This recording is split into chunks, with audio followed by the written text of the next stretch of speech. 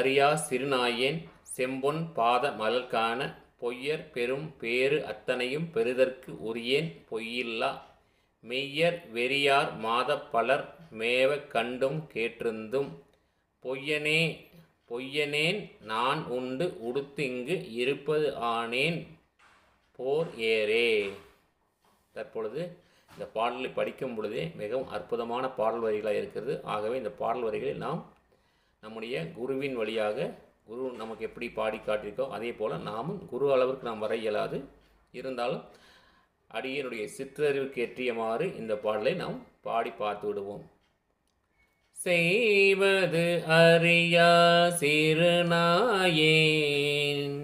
செம்பொன் பாத மலர்காண பொய்யர் பெரும்பேரத்தனையும் பெறுதற்குரியேன் பொய்யில்லா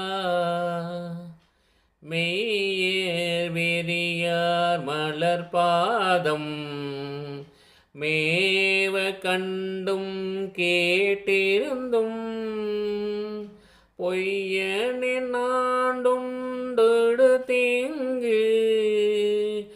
இருப்பது ஆனேன் போர் ஏறே.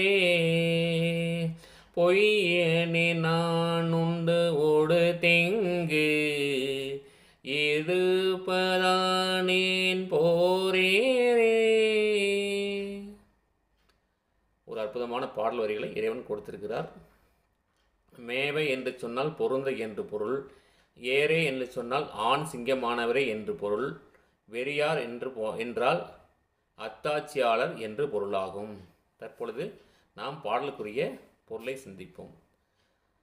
அஞ்ஞான இருளை அகற்றி அருஞ்செயல் புரிந்த பெம்மானே, அரிதான அச்செயலை அறிந்து கொள்ள இயலாத அறிவிலியாய் நான் உள்ளேன். என்ன செய்வது என்று அறிய மாட்டாதவனாய் உடலை போற்றி அற்பசுகம் காணும் கடையவனாகினேன் நான். பொய்யான உடற்பற்றை ஒதுக்கிவிட்டு உன்னை வணங்கி வழிபடும் சான்றோர்கள் போல் அல்லாது உண்பதிலும் உடுப்பதிலும் காலத்தை வீணாக செலுத்தி இருப்பது என் இழிச்செயல் அல்லவா? உடலை பேணுதற்கு நாடி நிற்கும் நாயாக வல்லவே நான் ஆகிவிட்டேன் என்று சுவாமிகள் இந்த பாடல் வரிகள் மூலமாக நமக்கு பொருளை உணர்த்துகிறார்.